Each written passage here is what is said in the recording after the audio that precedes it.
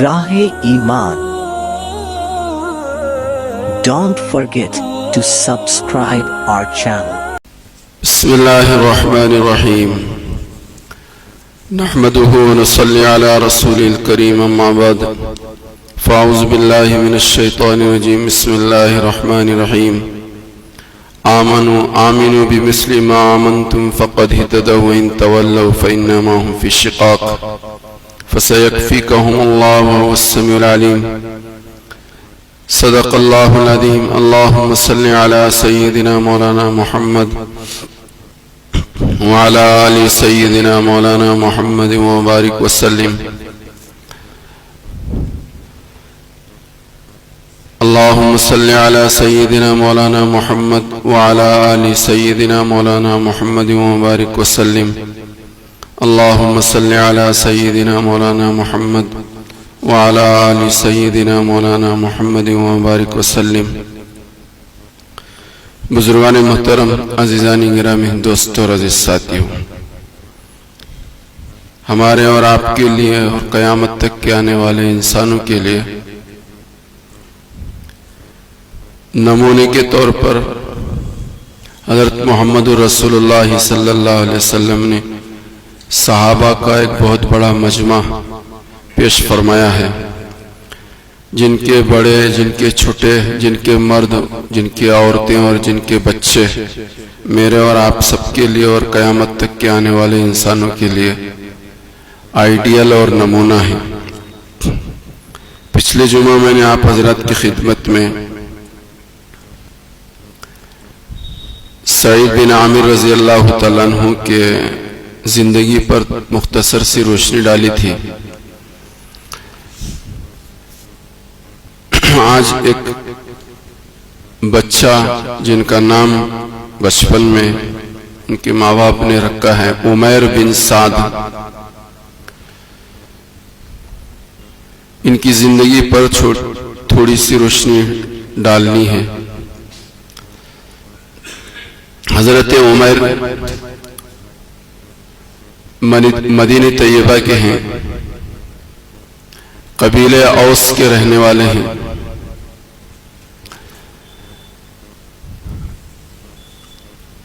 بچپن میں ہی ابھی ہوش بھی ان کے نہیں آئے تھے،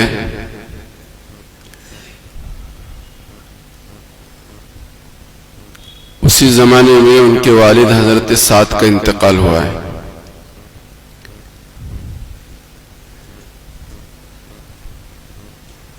اور حضرت سعد نے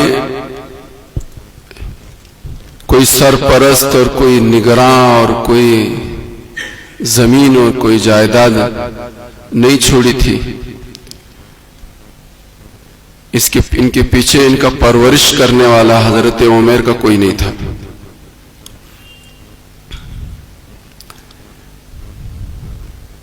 اور بچپن میں ہی انہوں نے اسلام قبول کر لیا تھا. حضرت عمیر کی والدہ نے اپنے شوہر سعد کے انتقال کے بعد جلاس بن سوید سے نکاح کیا ہے. حضور کے زمانے میں نکاح بہت آسان تھا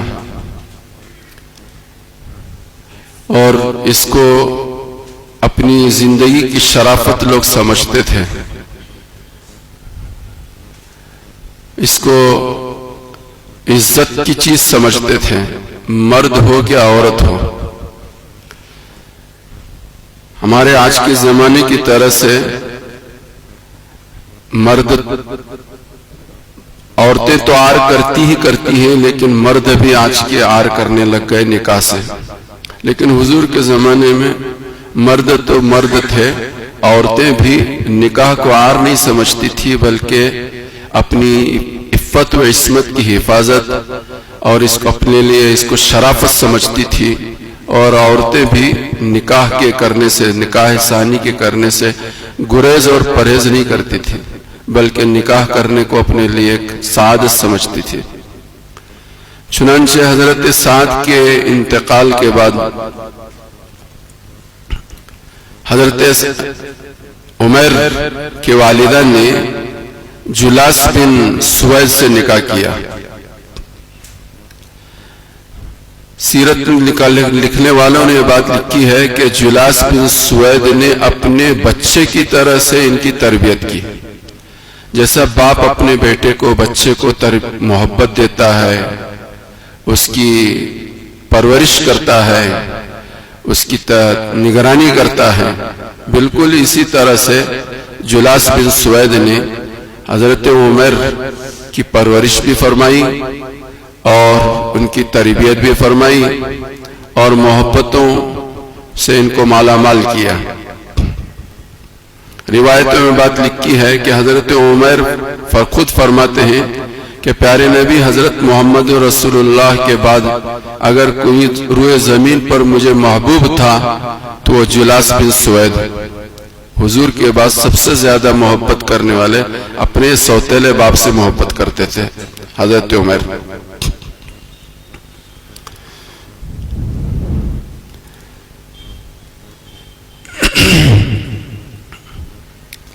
9 ہجری کا موقع تھا اور سرکار مدینہ محمد عربی صلی اللہ علیہ وآلہ وسلم نے تبوک کا اعلان فرمایا تھا کہ جس تبوک کے اعلان پر کیا چھوٹے کیا بڑے کیا غریب کیا امیر سب برابر کے اس میں شریک ہونا چاہتے تھے. جس کے پاس تھا وہ بھی شریک ہونا چاہتا تھا، جس کے پاس کچھ نہیں تھا وہ بھی شریک ہونا چاہتا تھا. جس کے پاس کچھ نہیں تھا وہ بھی مزدوری کر کے دن بھر کی مزدوری میں جو ملا وہ حضرت محمد رسول اللہ کی خدمت میں پیش کیا. جن کے پاس تھا تو انہوں نے طوفان اور سیلاب کی طرح سے اپنے مال کو حضور کی خدمت میں لٹایا.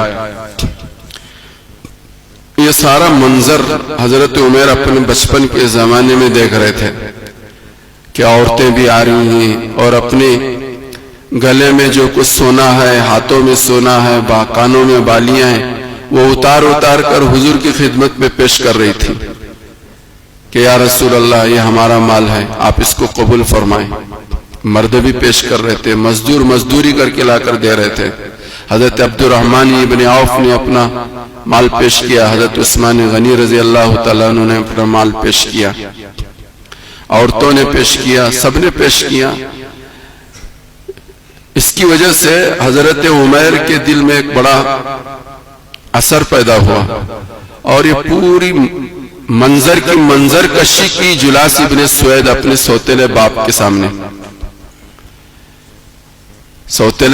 سامنے کے مدینے کے اندر حضرت محمد رسول اللہ صلی اللہ علیہ وسلم نے یہ اعلان کیا ہے اور اس اعلان پر مدینے کے چھوٹے بڑے مرد عورتیں بچے سب اس طرح سے حضور پر ٹوٹ پڑ رہے ہیں اور اپنا اپنا مال نشاور کر رہے ہیں.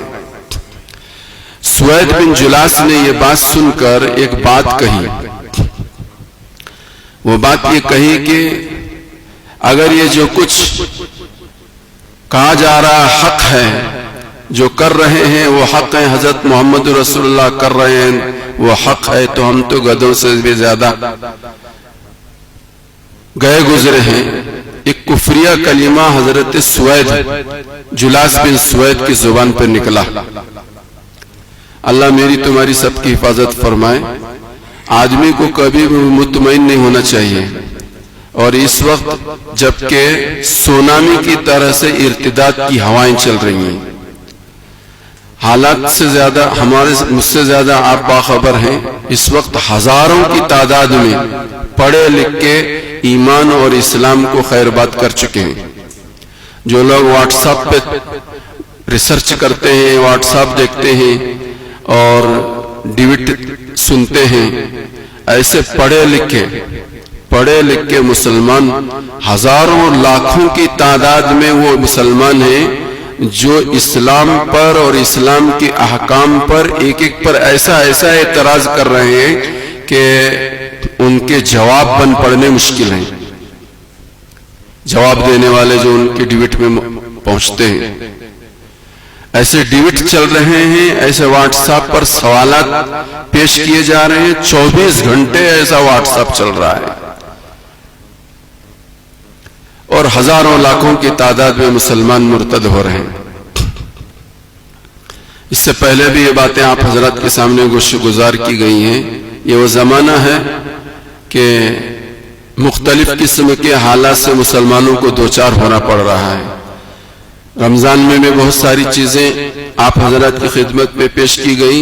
ایسی بات نہیں ہے کہ مسئلہ ٹھنڈا ہو گیا ہے، نہیں، بلکہ دن بدن اس میں بوچھال اور اس میں طوفان آ رہا ہے۔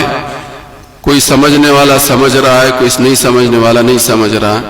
تو ایک تو وہ حالات ہیں، اور دوسری طرف ارتداد کا طوفان چلا ہوا ہے اور بڑی تیزی کے ساتھ چل رہا ہے، اور بالخصوص پڑھے لکھے اور بالخصوص ہماری لڑکیاں اس ارتداد کے طوفان میں بہہ جا رہی ہیں۔ پڑھی لکھی لڑکیاں،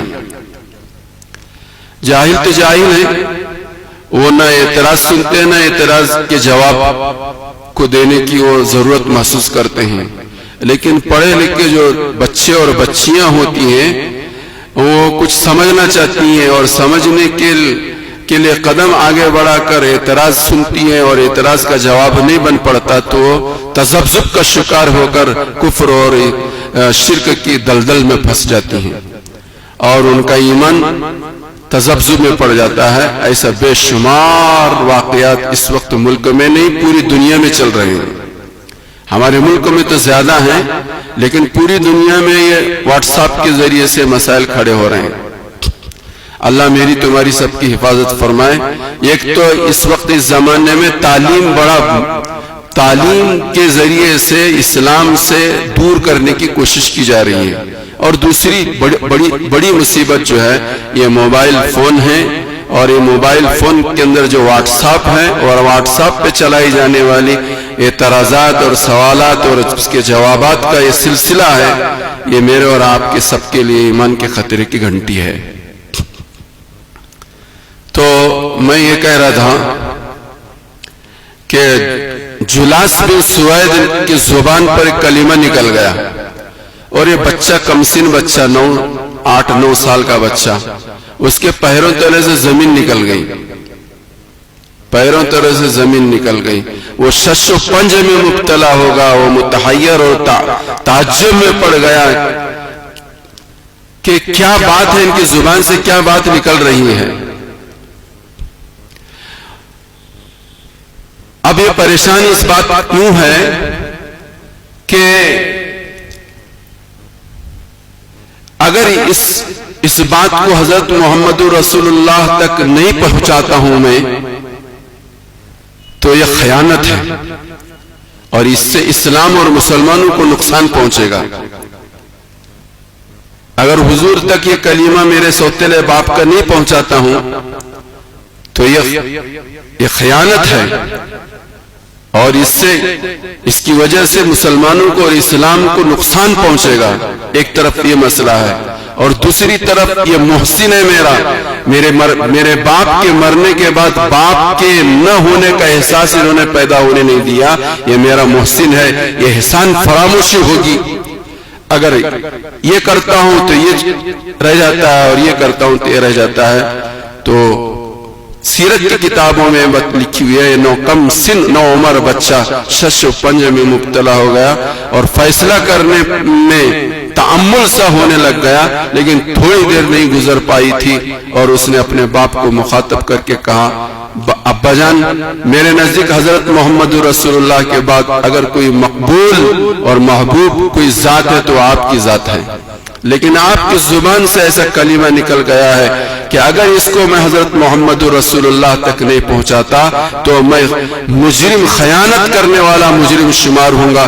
اس لیے میں ضروری سمجھتا ہوں، اور اپنے ایمان کی حفاظت اور سلامتی اسی میں سمجھتا ہوں کہ میں یہ بات آپ کی کہی ہوئی نکلی ہوئی زبان کی بات کو میں حضرت محمد رسول اللہ تک پہنچاؤں گا اور پہنچا کے رہوں گا۔ اس کے بچاؤ کا راستہ آپ تلاش کر لیں۔ چنانچہ حضور کی خدمت میں عمیر پہنچے، اور انہوں نے پورا واقعہ جو کچھ ہوا میں نے جو سنایا اور باپ نے جو کہا وہ حضور کی خدمت میں انہوں نے پیش کیا۔ تو حضور علیہ الصلوۃ والسلام نے باپ کو بھی بلایا، عمیر کو بھی بلایا، اور صحابہ بھی بیٹھے ہوئے تھے، تو ان کے باپ جلاس ابن سوید نے قسم کھا کر یہ کہی وَيَحْلِفُونَ بِاللَّهِ مَا قَالُوا وَقَدْ كَفَرُوا بِاللَّهِ، یہ قرآن کریم کے 10ویں پارے میں وہ آیتیں نازل ہوئی ہیں. انہوں نے قسم کھا کر کہا یا رسول اللہ میں نے ایسی کوئی بات نہیں کہی ہے. تو صحابہ جو بیٹھے ہوئے تھے وہ اس کم سن عمیر بچے کی طرف دیکھنے لگ گئے. یہ بچہ ہے لیکن بچے کے چہرے پر اداسی چھائی ہوئی تھی، اس کی آنکھوں میں آنسو زاروں کے طرح چھلک رہے تھے. انہوں نے بھی کہا کہ یا رسول اللہ میں نے جو بات کہی وہ سچ کہی ہے، اب میرا فیصلہ اللہ ہی فرمائیں گے. اسی پر تھوڑی دیر نہیں گزری تھی کہ قرآن کریم کی آیتیں نازل ہوئی، جس قرآن کریم کی ان آیتوں کے اندر یہ بات بتا دی گئی کہ باپ نے جو کہا ہے بیٹے نے جس کا بیان دیا ہے وہ بالکل برحق ہے. اس عمیر کے سوتیلے باپ کی زبان پر کلمات کفر نکلے، اگر یہ توبہ نہ کر لے تو ان کے لیے دردناک عذاب ہے، دردناک عذاب ہے. قرآن کریم کے اندر وہ آیتیں نازل ہوئی. تو پھر جب قرآن کریم کے اندر آیتیں نازل ہوئی تو پھر تو جلاس بن سوید کے پاس کوئی دوسرا راستہ ہی نہیں تھا. انہوں نے برجستہ اسی مجلس میں حضرت محمد رسول اللہ اور صحابہ کے مجمع میں یہ کہا یا رسول اللہ میں توبہ کرتا ہوں اور میں تائب ہوتا ہوں، اللہ سے معافی مانگیے کہ واقعی مجھ سے غلطی ہوئی، کلمات کفر میرے زبان سے نکل گئے، میں اس کو تسلیم کرتا ہوں. اس کے بعد جلاس بن سوید جب بھی اپنے بیٹے عمیر کا تذکرہ کرتے تو بڑے درد بھرے انداز میں کہتے کہ اگر یہ میرا بیٹا عمیر بن سعد نہ ہوتا تو میں تو ہلاک ہو جاتا. یہ عمیر بن سعد وہ بچہ ہے میرا کہ جس بچے کی وجہ سے میری دنیا بھی محفوظ ہوئی اور آخرت بھی محفوظ ہوئی. حضرت عمیر بن سعد بڑے ہوئے، بڑے خوبیوں کے مالک بنے. حضرت عمر کے زمانے میں پچھلے جمعہ میں جو واقعہ سنایا تھا وہ بھی ہمسک کے گورنر بنے تھے. حضرت سعید بن عامر حضرت عمر نے ان کو بھی گورنر بنایا تھا ہمسک کا، اور حضرت عمیر بن سعد کو بھی ہمس کا گورنر بنایا. 1 سال تک ہمس کی گورنری پر حضرت عمر کے زمانے میں فائز رہے. ہمس کا ایک ایسا علاقہ تھا کہ وہاں کے لوگوں کی عادت ہی تھی نکتہ چینی کرنا، تان تشنی کرنا. جو گورنر آتا تھا اس میں عیب تلاش کرتے تھے. بعض لوگوں کی عادت ہوتی ہے، خصلت ہوتی ہے، وہ اپنی عادت سے اور خصلت سے وہ ان کی گھٹی میں پلائی گئی ہے، وہ اس سے مجبور ہوتے ہیں. ان کا کوئی قصور نہیں، وہ اپنی فطرت سے مجبور ہوتے ہیں. تو ہمس کے لوگوں جیسے کہ کوفہ ایک علاقہ ہے، وہاں کی دغا بازی، وہاں کی دھوکہ بازی مشہور ہے. ایسے ہی ہمس کے لوگوں کی فطرت کے شان پر ایک ہے جس کو ہمس کہتے ہیں، وہاں کی عادت تھی. تو حضرت عمر رضی اللہ تعالیٰ عنہ کی کوشش یہ ہوتی تھی کہ میں اپنی طرف سے ہمس کے علاقے پر ایسے آدمی کو گورنر بناؤں کہ ہمس کے باشندے لاکھ کوشش کریں ان کے اندر کوئی عیب تلاش کرنا تو بھی ان کو عیب نہ ملے. ایسے آدمی کی چھان بین کرتے تھے اور ایسے آدمی کو ہمس کی طرف گورنر بنا کر بھیجتے تھے. تو حضرت عمر رضی اللہ تعالیٰ عنہ نے نظر ڈالی تو ان کی نظر جو ٹکی عمیر بن سعد پر ٹکی. حضرت عمیر بن سعد کو ہمس کا گورنر بنا کر حضرت عمر نے بھیجا. بھیجنے کے 1 سال تک حضرت عمر نے کوئی خیر و خبر پہنچائی نہیں، اور جو بیت المال میں مال بھیجنا تھا وہ مال بھی نہیں بھیجا. تو حضرت عمر کو تشویش لاحق ہوئی، پریشانی لاحق ہوئی. کہیں ایسا تو نہیں ہے کہ ہمارے خلاف کوئی پروپیگنڈا کر رہے ہوں اور ہمارے خلاف ایک محاذ قائم کر رہے ہیں. انہوں نے آج تک کوئی خبر بھی نہیں بھیجی اور بیت المال میں مال بھی نہیں بھیجا. تو حضرت عمر رضی اللہ تعالیٰ عنہ نے ایک خط لکھا، کاتب سے کہا کہ ان کو معزول کر دیا جائے اور یہ جیسے خط ملے فوراً امیر المومنین خلیفۃ المسلمین کے دربار میں پہنچ جائیں. چنانچہ قاصد وہ خط لے کر ہمس پہنچا اور حضرت عمیر بن سعد کے ہاتھ میں وہ خط تھمایا، اور وہ خط ملتے ہی فوراً حضرت عمیر بن سعد جو ہے چل پڑے. قاصد کے پہنچنے کے بعد بھی 1 مہینے تک جتنی مدت میں پہنچنا چاہیے تک میں پہنچے نہیں، تو پھر اور تشویش حضرت عمر کو ہوئی. لیکن مہینے کے گزر جانے کے بعد مدینے کے طیبہ کے اندر حضرت عمر پہنچتے ہیں اور صحابہ ان کو دیکھتے ہیں تو حضرت عمر کے دربار میں پہنچ کر ان کے آنے کی اطلاع دیتے ہیں. تو حضرت عمر نے ان کو بلایا اپنے پاس اور دیکھا تو بالکل پراگندہ حال ہیں، کپڑے پرانے ہو چکے ہیں، داڑھی کے بال بکھرے ہوئے، سر کے بال بکھرے ہوئے ہیں، ایک جھولی بغل میں لٹکی ہوئی ہے. اور اس حال میں وہ حضرت عمر کی خدمت میں پہنچے اور علیہ السلام کے بعد خیر خیریت پوچھی. اور پھر حضرت عمر نے ان سے پوچھا کہ تمہیں تو اطلاع دی ہوئے بہت زمانہ گزر گیا، تم اتنی تاخیر کیوں کیے؟ تو انہوں نے کہا امیر المومنین خلیفۃ المسلمین، گورنر بنائے جانے سے پہلے بھی میرے پاس کوئی سواری نہیں تھی، اور گورنر بنائے جانے کے بعد بھی میں سواری بیت المال سے لینا پسند نہیں کیا، اس لیے کہ پتہ نہیں کتنے لوگ میری گورنری کے اندر رہنے والے ان کے پاس سواری ہے، کسی کے پاس نہیں ہے. ایسی حالت میں کیوں کر اپنے لیے بیت المال سے سواری لے سکتا، اس لیے میرے پاس کوئی سواری نہیں تھی. میں ہمس سے پیدل چل کر آپ تک پہنچنے میں اتنی تاخیر ہو گئی، جس کی تاخیر کی میری وجہ یہ ہے. حضرت عمر رضی اللہ تعالیٰ عنہ کے آنکھوں میں آنسو آ گئے. فرمایا کہ تمہارے پاس کیا ہے؟ حضرت عمر نے کہا تھا بیت المال میں مال جمع کرنے کا مال بھی لے کر آؤ. تمہارے پاس یہ کیا ہے؟ سامان کیا ہے؟ بیت المال میں مال جمع کرنے کے لیے آپ نے کیا لے کر آیا؟ تو حضرت عمر نے کہا یا امیر المومنین خلیفۃ المسلمین، یہ میری جھولی ہے، اس جھولی کے اندر میری دنیا بھی ہے، میری آخرت بھی ہے، اس کے علاوہ میرے پاس کچھ نہیں ہے. یہ میری جھولی، اس جھولی کے اندر میری دنیا بھی ہے، میری آخرت بھی. کیا کہتے ہو؟ حضرت عمر نے کہا کیا کہتے ہو؟ تمہاری دنیا بھی اسی میں، تمہاری آخرت بھی اسی میں. ہاں. فرمایا کہ میری دنیا بھی اسی میں، میری آخرت بھی اسی میں. تو حضرت عمر نے وہ جھولی کو اتارا اور نکال کر دیکھا تو اس میں ایک پیالہ تھا اور ایک مشکیزہ تھا. فرمایا کہ وہ پیالہ ہے کہ جس کے اندر میں کپڑے دھو لیتا ہوں، یہی وہ پیالہ ہے کہ جس کے اندر پانی رکھ کر میں اپنا سر صاف کر لیتا ہوں، سر دھو لیتا ہوں. یہی وہ پیالہ ہے کہ آٹا آ جاتا ہے تو اسی پیالے کے اندر میں آٹا گوندھ کر روٹی بنا لیتا ہوں.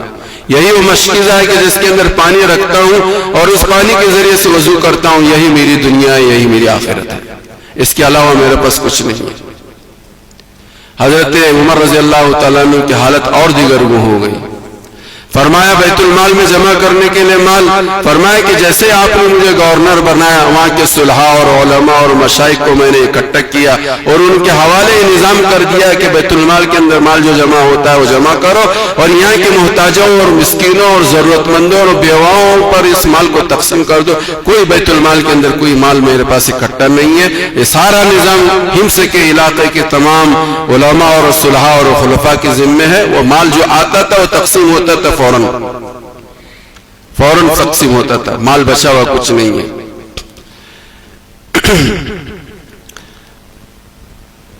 حضرت عمر رضی اللہ تعالیٰ عنہ کی گفتگو ہونے کے بعد حضرت عمر رضی اللہ تعالیٰ عنہ نے یہ فرمایا کہ دوبارہ ہم آپ کو ہمس کی گورنری پر فائز کرنا چاہتے ہیں. تو معذرت پیش کر دی حضرت عمر نے.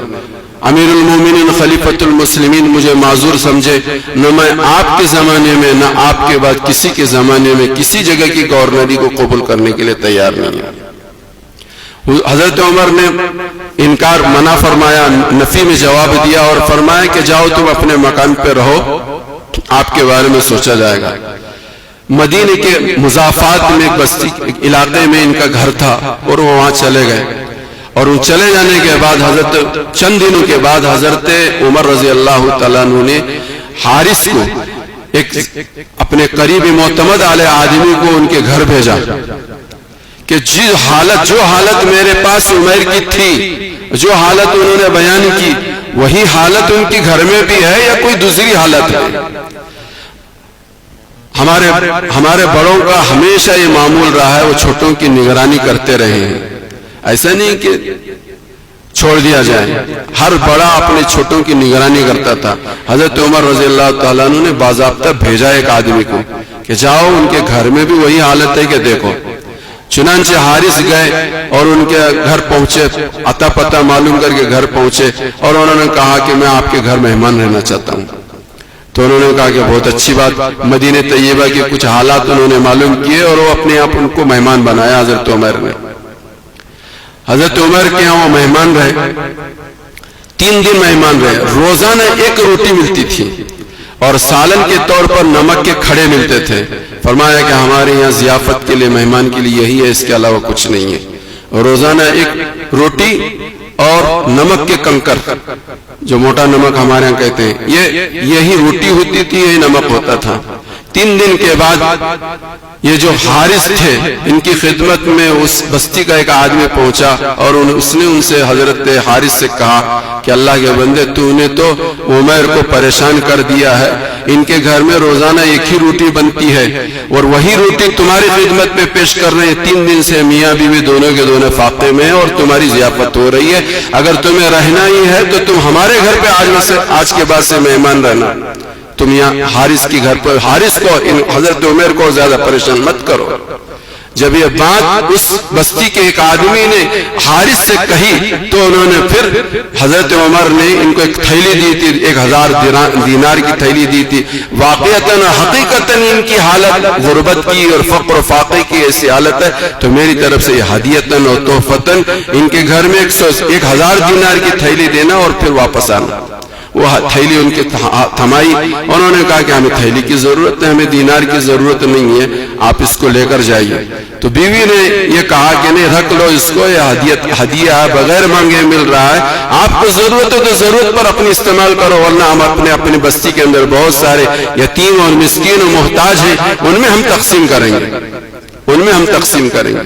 बीवी के कहने पर उस थैली को उन्होंने रख लिया और वो साथी वापस गए। हुजूर की खिदमत में पहुंचकर उन्होंने अपना बयान दिया, या रसूल अल्लाह, जिस हालत में हमने उनको देखा था उससे भी गई गुजरी हालत है उनके घर की, उससे भी गई गुजरी हालत है। चंद दिनों के बाद फिर हजरत उमर ने उनको खत लिखा और उनको अपने दरबार में तलब किया और बुलवाया। वो फौरन हजरत उमर के दरबार में हाजिर हुए तो उन्होंने आते फौरन पूछा कि मैंने जो 1000 दीनार तुम्हें दिए थे तो फतन हदियतन, उसको कहाँ खर्च किया? तो उन्होंने कहा, अमीरुल मोमिनीन खलीफतुल मुस्लिम, आपने दे दिया है, बात खत्म हो गई। फिर हिसाब किताब का क्या मतलब? हिसाब किताब का क्या मतलब? दे दिया है, आपने दे दिया, खत्म हो गई बात। तो नहीं, मैं मालूम करना चाहता हूं कि तुमने इसको कहाँ खर्च किया। तो उन्होंने कहा कि मैंने जमा किया अपने आखिरत के लिए, मैंने इस रकम को आखिरत के लिए जमा कर दिया है। ये काला हब्बा भी मेरे पास उसमें का बाकी नहीं है, सब कुछ यतीमों और मिस्कीनों और मोहताजों पर इसको तकसीम कर दिया है। फिर हजरत उमर रजी अल्लाह तआला अन्हु ने इनको वापस भेजा। चंद दिनों के बाद हजरत उमर बीमार हो गए और हजरत उमर को इसकी इत्तिला मिली कि उमर बीमार हो चुके हैं। हजरत उमर चाहते थे कि अतिब्बा को बुलाया जाए और इनकी बीमारी का इलाज किया जाए। ये चाहते ही थे कि अचानक एक दिन हजरत उमर रज़ी अल्लाह ताला सहाबा के साथ एक किसी अहम मशवरे के लिए बैठे हुए थे, मशवरा हो रहा था। अचानक जनाजा आया, मालूम किया गया तो हजरत उमर के कान तक ये बात पहुंचाई गई कि उमर का जनाजा आ चुका है।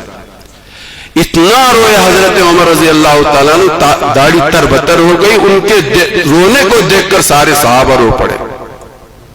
और फिर हजरत उमर रजी अल्लाह ताला अन्हु ने फरमाया कि बताओ तुम में से किस किस की क्या क्या उम्मीद है, दुनिया में तुम्हारी उम्मीदें तमन्नाएं क्या हैं? किसी ने कहा कि मैं रात भर नमाज तहज्जुद पढ़ना चाहता हूँ, किसी ने कहा कि मैं दिन को रोजा रखना चाहता हूँ, किसी ने कहा कि मैं गर्मी के जमाने में रोजे से रहूं और अल्लाह के रास्ते में जिहाद करने वाला हूँ, किसी ने कहा कि मेरे पास माल हो और दाएं बाएं में खर्च कर रहा हूँ। हजरत उमर ने कहा, सब ने अपनी अपनी तमन्नाओं का इजहार फरमाया।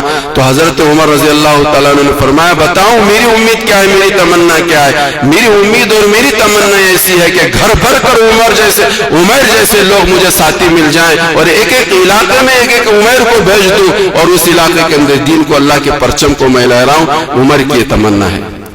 ایسے لوگ تھے, ایسے بچے تھے کہ جن کی وجہ سے یہ دین اور اس کی اشاعت اور اس کی حفاظت ہوتی رہی. اللہ کرے کہ ہمارے بھی بچے ایسے ہو جائیں, ہماری بھی تمنا ایسے ہو جائیں, ہماری بھی امنگیں ایسے ہو جائیں. یہ زمانہ وہ زمانہ ہے کہ جس زمانے میں ایمان کے ڈکیت ہمارے چاروں طرف گشت لگا رہے ہیں, ہتھ کنڈے استعمال کر رہے ہیں. اللہ میری تمہاری سب کی حفاظت فرمائے, ایمان و اعمال پہ جینے مرنے کی توفیق عطا فرمائے.